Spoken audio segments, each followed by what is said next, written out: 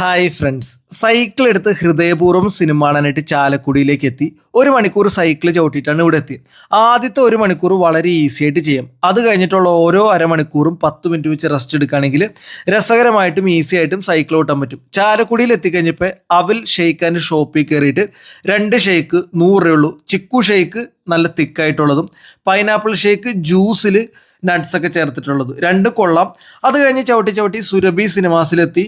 Cycle lock ചെയ്ത് വെച്ചതിന് ശേഷം പടത്തിന് കയറി. പടം നല്ല രസമുണ്ടായി, കൊള്ളാം, അടിപൊളി പടം തന്നെ പറയാം. അത് കഴിഞ്ഞ് നേരെ മന്തി മനസ്സിൽ വന്നിട്ട് 220 രൂപയുടെ പെരി പെരി അൽഫാം, 210 രൂപയുടെ നോർമൽ അൽഫാമാട്ടോ എനിക്ക് ഇവിടുത്തെ ബെസ്റ്റായിട്ട് തോന്നിയിട്ടുള്ളത്. രണ്ടും കൊള്ളാം.